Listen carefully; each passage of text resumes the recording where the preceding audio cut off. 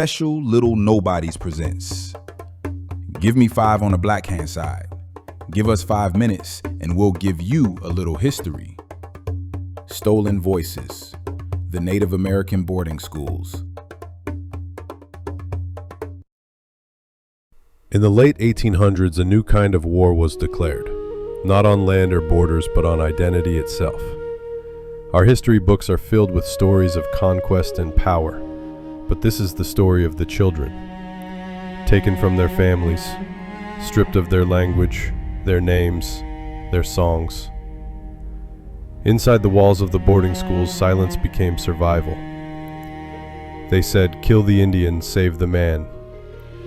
But the spirit of a people cannot be erased. From whispered prayers to defiant songs, their voices endured, hidden but never gone. This is Stolen Voices, the Native American boarding schools, a story of pain, resistance, and the unbreakable power of identity. In the late 1800s, the U.S. government sought to erase Native identity, beginning with the children. Hundreds of boarding schools were built across the country, designed not to educate, but to assimilate. The motto was clear: kill the Indian, save the man. Native children were taken from their families, sometimes by force. They were sent hundreds of miles away, stripped from their homes and cultures.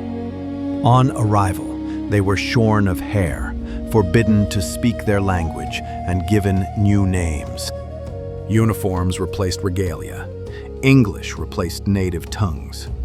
Christianity replaced ceremony. Daily life meant hard labor, harsh discipline, and strict silence. Punishment for speaking their own language was swift and cruel. Many children never returned home. Neglect, disease, and abuse claimed countless lives. Survivors carried scars of beatings, hunger, and stolen childhoods. Generations lost their languages, songs, and traditions, the soul of their nations. Yet even in silence, resistance endured. Some teachers quietly allowed native stories, dances, and songs to survive. Parents and tribal leaders demanded their children's return and fought to keep traditions alive at home.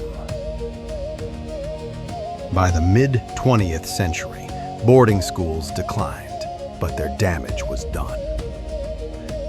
In recent years, investigations have uncovered mass graves at former school sites. Communities mourn and demand truth, justice, and accountability. Yet, Native nations endure, carrying their ancestors' resilience. Languages once forbidden are spoken proudly again. Ceremonies return to the land, songs rise again, and the healing begins. The boarding schools sought to erase Native identity, but instead, they revealed a truth: culture cannot be killed. Every language spoken, every ceremony remembered, is an act of defiance. Every survivor carries the strength of generations. Truth-telling continues because healing begins with remembering. Today, we honor the children who never came home. And we honor those who survived, who carried culture through silence into rebirth. The boarding schools left scars, but they could not end the nations. The children's voices, once silenced, are rising again. Their story will never be forgotten.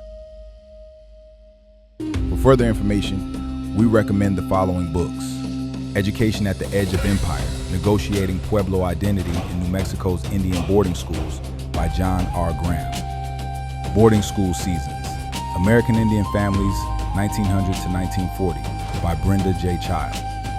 and Pipestone, My Life in an Indian Boarding School by Adam Fortunate Eagle. We honor our heroes. We protect our history.